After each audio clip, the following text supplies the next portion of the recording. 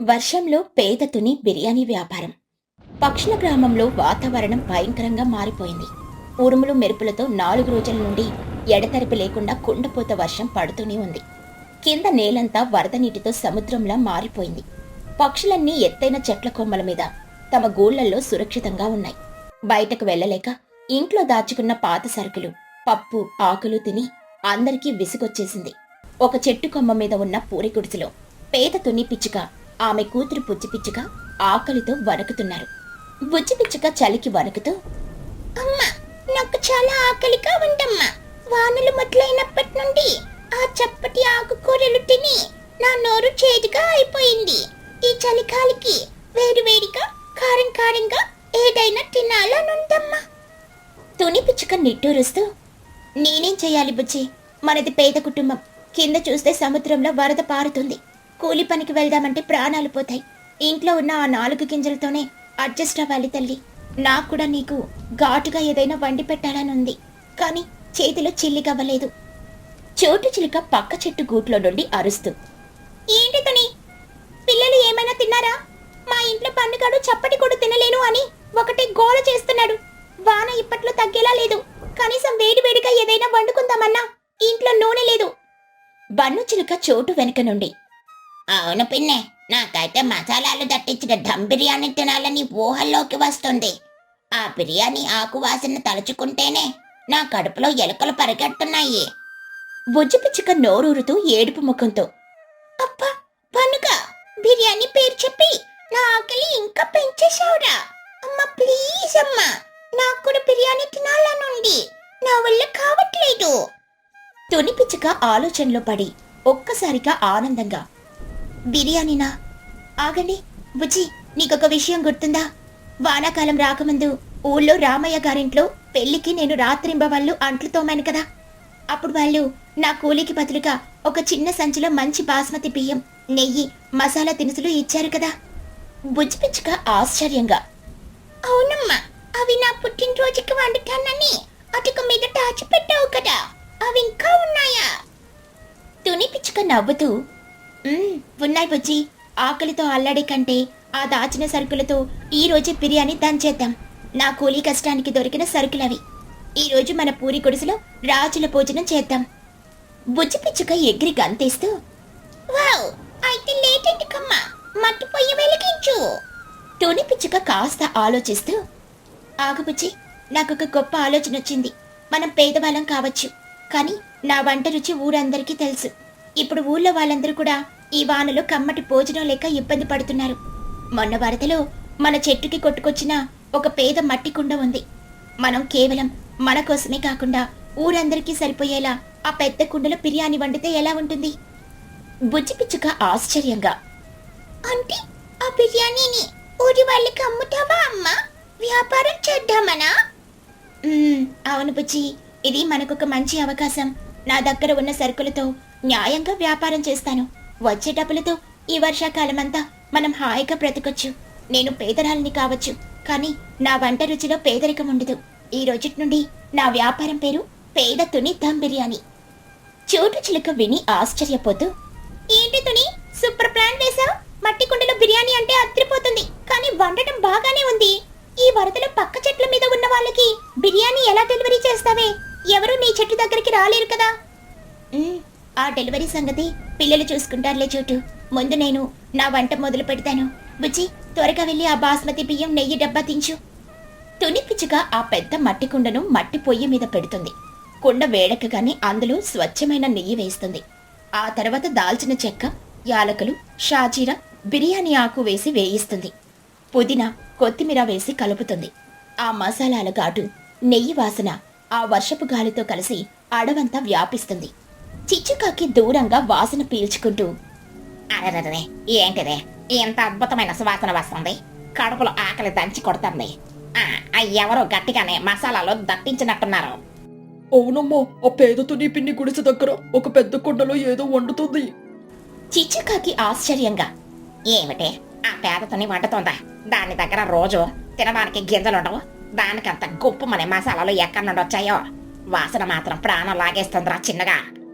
Lucy పౌరం బంగ్లా చెట్టు మీద నుండి, ఏవే తుని, ఏంటా వాసన?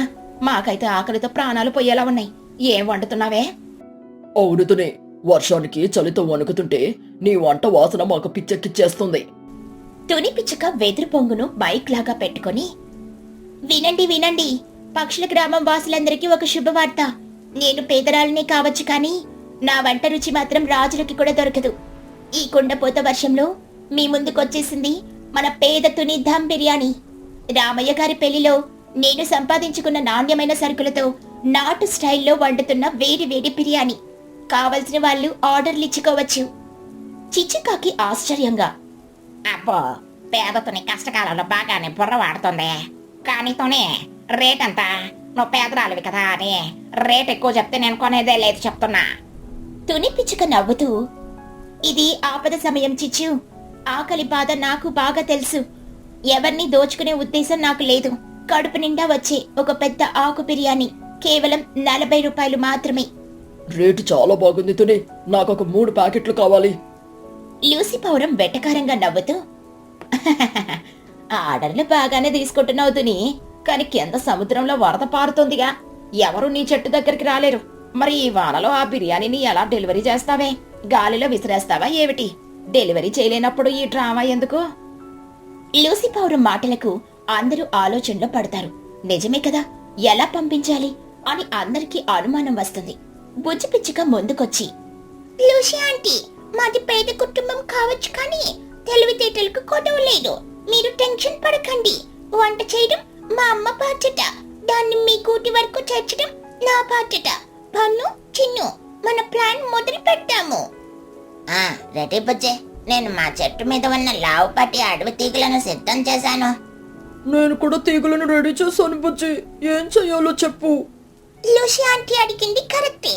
మనం ఎగురుకుంటూ వెళ్తే వానలో తడిచిపోతాం, కింద వరదలో వెళ్ళలేము. అందుకే మనం గాలిలోని ఒక తీగ రోప్ వేని తయారు చేస్తున్నాము. అందరూ మీ చెట్ల మీద ఉన్న అడవి తీగలను ఒకదానికొకటి ముడివేసి నా వైపు విసిరండి. నేను వాటన్నిటిని మా చెట్టుకి కడతాను. ఆ తీగలకు వెదురు పుట్టులను తగిలించి ఒక పుల్లి సిస్టమ్ ని ఏర్పాటు చేద్దాము. తాడు లాగితే బిర్యానీ నేరుగా మీ ఇంటికి వచ్చేస్తుంది. మహిగ్రద్ద ఆశ్చర్యపోతూ, వావ్, ఇది అద్భుతమైన ఐడియా పిల్లలు. నేను ఇప్పుడే నా తీగను విసురుతున్నాను, పట్టుకోండి. వర్షం పడుతూ ఉండగానే ఎవరి కూటి దగ్గర ఉన్న తీగలను వాళ్ళు బలంగా బుజ్జి పిచ్చుక చెట్టు వైపు విసురుతారు. బుజ్జి, బన్ను, చిన్ను ఆ తీగలన్నింటినీ కలుపుతూ ఒక అద్భుతమైన గాలి వంతెనను ఏర్పాటు చేస్తారు. దానికి కొక్కెలు తగిలించి చిన్న వెదురు బుట్టలను వేలాడదీస్తారు. ఇప్పుడు ఎవరి కూటి దగ్గర నుండి అయినా సరే తాడు లాగితే ఆ బుట్ట నేరుగా తుని వంటగదిలోనికి చేరుకుంటుంది. చోటు చిలుక చప్పట్లు కొడుతూ, అద్భుతం పిల్లలు, మీ రోప్ వే సిస్టమ్ రెడీ అయిపోయింది. ఆ కుండ మూత తీయవే తుని, వాసనకి ప్రాణాలు పోతున్నాయి.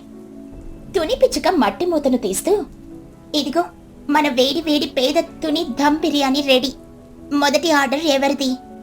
నేను తుని, నాకు 3 ప్యాకెట్లు పంపించు. నా బుట్టలో 120 రూపాయలు పెట్టి లాగుతున్నాను చూడు. బుజ్జి పిచ్చుక తాడును లాగుతూ, డబ్బులొచ్చేశాయి అమ్మా, 3 ప్యాకెట్లు కట్టు. తుని పిచ్చుక వేగంగా అరిటాకుల్లో గుమగుమలాడే బిర్యానీని నింపి దారంతో గట్టిగా కట్టి ఆ వెదురు బుట్టలో పెడుతుంది. మహిగ్రద్ద తాడును లాగగానే ఆ బుట్ట గాలిలో తేలుకుంటూ సురక్షితంగా తన గూటికి చేరుకుంటుంది. మహిగ్రద్ద నోట్లో పెట్టుకొని, ఆహా, అమృతం. ఈ వర్షపు చలికి ఈ మసాలాల వేడి నా ఒంట్లోకి వెళ్లి ప్రాణం లేచొచ్చినట్టుంది. అద్భుతం తుని. చిచ్చుకాకి తొందరపడుతూ, బుజ్జే, ఇదిగో నా బుట్ట వస్తుంది, పట్టుకో. అందులో 40 రూపాయలు ఉన్నాయి. నాకు ఒక పెద్ద ప్యాకెట్ పంపించు.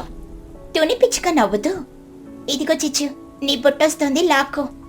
చిచ్చుకాకి తింటూ, వా, నేను ఎంతో డబ్బు చూశాను కానీ ఇలాంటి కమ్మటి భోజనం నా జీవితంలో తెలియదు. నువ్వు పెట్టిన 40 రూపాయలకి రెట్టింపు న్యాయం చేశావు. సూపర్.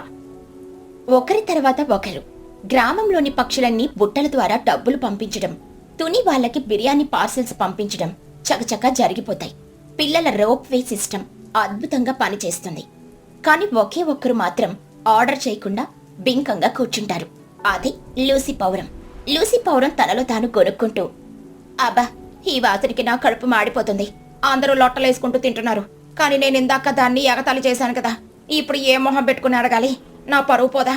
కడుపు మాడినా సరే ఆ తుని దయ నాకొద్దు. బుజ్జి పిచ్చుక మెల్లగా తుని దగ్గరికెళ్ళి బిర్యానీ తీసుకున్నారు కానీ లూసీ ఆంటీ మాత్రం ఇంకా ఆర్డర్ ఇవ్వలేదు. ఇందాక నిన్ను అవమానించాను అన్న సిగ్గుతోనే ఆమె అడగట్లేదని నాకు అర్థమవుతుంది. పాపం ఆకలితో మాడుతూ ఉంటుందమ్మా. తుని పిచ్చుక చిరునవ్వు నవ్వి, మనల్ని అవమానించారు కదా అని వాళ్ళు ఆకలితో ఉంటే చూస్తూ ఊరుకోవడం మన పద్ధతి కాదు పుచ్చి. మనకు డబ్బు లేకపోయినా మనసుంది. వ్యాపారం వేరు, మానవత్వం వేరు. కుండలో ఆఖరి ప్యాకెట్ బిర్యానీ మిగిలింది, దాన్ని లూసీ పౌరం బుట్టలో పెట్టి పంపించు. కానీ అమ్మ, ఆమె డబ్బులు పంపించలేదు కదా. పైగా మనం పేదవాళ్ళం, ప్రతి రూపాయి విలువే కదా. పర్లేదులే తల్లి, ఆకలితో ఉన్న వాళ్ళకి ఒక పూట ఉచితంగా పెడితే మనకేమీ నష్టం రాదు. దేవుడు మనకి ఈ రోజు చాలా డబ్బులిచ్చాడు, పంపించు. బుజ్జి పిచ్చుక బుట్టలో బిర్యానీ పెట్టి తాడును లాగుతుంది. బుట్ట నేరుగా లూసీ పౌరం కిటికీ దగ్గరికి వెళ్తుంది. లూసీ పౌరం ఆశ్చర్యపోయి, ఏంటిది బుజ్జి, నేను ఆర్డర్ ఇవ్వలేదు కదా, ఈ బుట్ట నా దగ్గరికి ఎందుకు పంపావు? తుని పిచ్చుక మైక్లో చెబుతూ, లూసీ, నువ్వు అడగకపోయినా నీ ఆకలి నాకు తెలుస్తుంది. ఆ బిర్యానీ ఉచితంగా పంపాను. గర్వం పక్కన పెట్టి వేడిగా ఉన్నప్పుడే లాగించేసేయ్. నీ కడుపు నిండితే నేను సంతోషిస్తాను. లూసీ పౌరం కన్నీళ్లు తుడుచుకుంటూ గట్టిగా, తుని, నన్ను క్షమించు. నువ్వు పేదరాలివని నిన్ను తక్కువ చేసి మాట్లాడాను.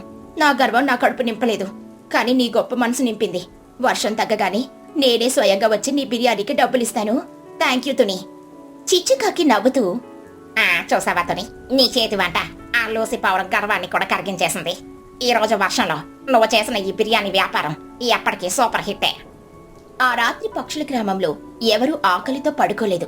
బయట కుండపోత వర్షం పడుతున్నా అందరి కడుపులు కమ్మటి బిర్యానీతో నిండిపోయి తుని పిచ్చుక తన నిజాయితీ, ప్రతిభతో ఆ వర్షాకాలం గడవడానికి సరిపడా డబ్బు సంపాదించినందుకు ఆమెకు ఎంతో గర్వంగా అనిపిస్తుంది.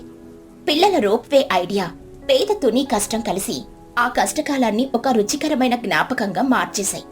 ఇక ప్రతి వర్షాకాలం పేద తుని దమ్ బిర్యానీ కోసం పక్షులన్నీ ఎదురుచూడడం మొదలుపెట్టాయి.